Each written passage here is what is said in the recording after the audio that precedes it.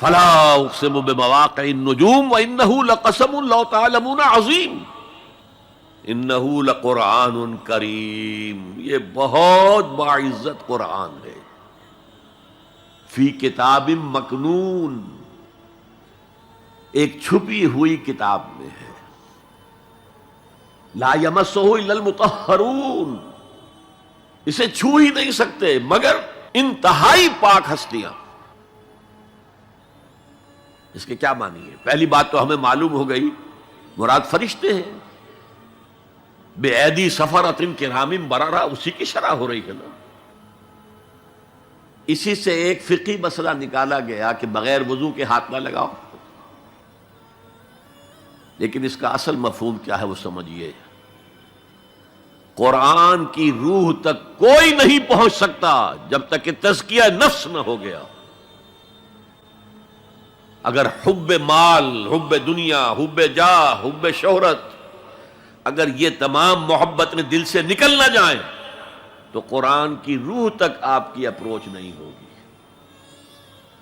مولانا روم نے کہا ہے، اگرچہ ذرا میں سمجھتا ہوں کہ انہوں نے بہت سخت الفاظ استعمال کیے ہیں، ماز قرآن مغزہا برداشتے استخاں پیش سگاں انداختے، ہم نے قرآن سے اس کا مغز لے لیا ہے، جو ایسنس ہے وہ کھینچ لیا ہے، ہڈی کا گودا جو ہے وہ ہم نے نکال لیا ہے، ہڈیاں ہم نے پھینک دی ہیں کتوں کے سامنے جو لڑ رہے ہیں۔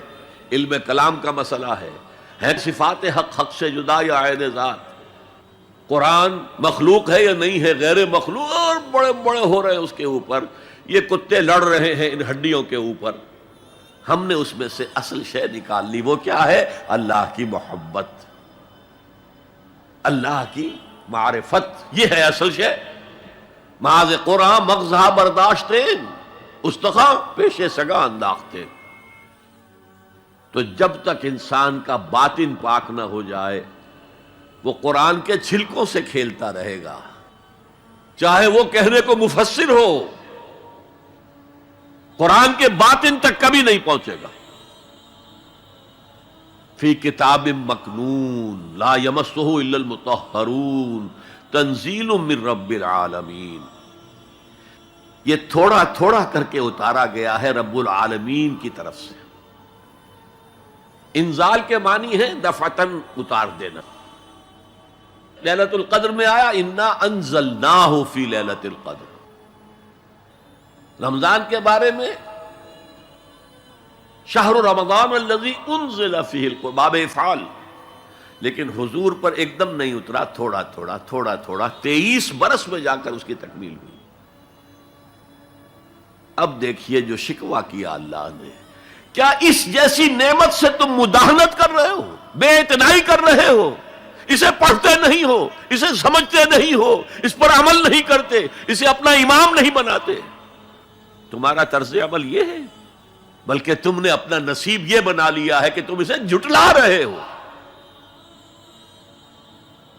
غور کیجئے، جھٹلانا جو ہے دو طرح کا ہے، ایک ہے زبان سے کہنا کہ یہ نہیں ہے، کوئی اللہ کا کلام نہیں ہے، یہ قرآن وغیرہ جھوٹ، سب اساطیر الاولین ہیں، یہ محمد نے گھڑ لیا ہے وغیرہ وغیرہ، جھٹلانا ہو گیا۔ ایک جھٹلانا ہے عمل سے جھٹلانا، مان تو لیا اللہ کا کلام ہے لیکن اس کی حرام کردہ شے کو اپنے لیے حلال کیا ہوا۔ حدیث نبوی ہے ما آمن بالقرآن من استحل محارمہ، اس شخص کا قرآن پر کوئی ایمان نہیں ہے جو اس کی حرام کردہ چیز کو اپنے لیے حلال ٹھہرا لے۔ اس اعتبار سے غور کیجئے، اور اس کی مثال بھی دی ہوئی ہے سورہ جمعہ میں، مثل الذین حملوا التوراۃ ثم لم يحملوها كمثل الحمار يحمل اسفارا بئس مثل القوم الذین کذبوا بآیات اللہ واللہ لا يهدی القوم الظالمین۔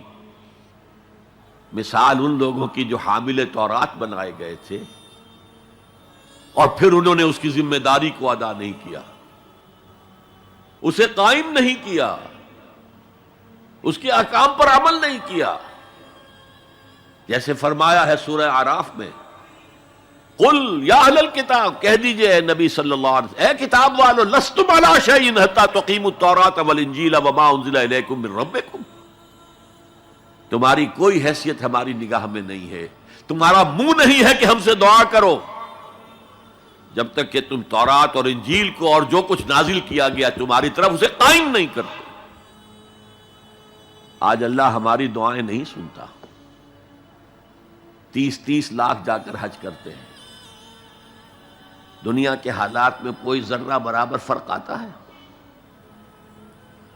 اول تو حرام کی کمائی سے حج ہو رہا ہے، تو حج ہے ہی نہیں سرے سے، جو کچھ کرتے گئے تھے سودی کاروبار وہی آ کر دوبارہ شروع کر دیا، سرکاری ملازم تو جو رشوت پہلے لے رہے تھے اس کے بعد آ کر شروع کر دی۔ یہ کیا ہے؟ یہ تکذیب بالعمل ہے، جھٹلانا ہے۔ تم نے اپنا نصیب یہ بنا لیا ہے کہ تم قرآن کو جھٹلا رہے ہو، جیسے کہ انہوں نے جھٹلایا تھا۔ مثل الذین حملوا التوراۃ ثم لم يحملوها كمثل الحمار يحمل اسفارا، ان کی مثال ان گدھوں کی سی ہے جن پر کتابوں کا بوجھ لاد دیا گیا۔ مکالمات فلاطوں، گٹھڑی باندھ کر گدھے کے اوپر رکھ دیجئے تو کیا وہ واقعی منطقی اور فلسفی بن جائے گا؟ یہ مثال اللہ دے رہا ہے۔ اور یہ مثال کیوں دی گئی ہے؟ اس آئینے میں ہمیں ہماری تصویر دکھائی گئی ہے۔ تم اگر قرآن کا حق ادا نہیں کر رہے تو تمہاری مثال وہی ہے جو یہود کی تھی۔ بئس مثل القوم الذین کذبوا بآیات اللہ، بری مثال ہے اس قوم کی جس نے اللہ کی آیات کو جھٹلایا۔ تو زبان سے تو یہودیوں نے کبھی نہیں جھٹلایا تورات کو،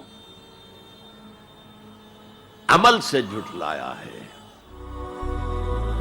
هي الحلقات تحفظني بآيات من القرآن، هي الحلقات تملأني بحب المصطفى العدنان.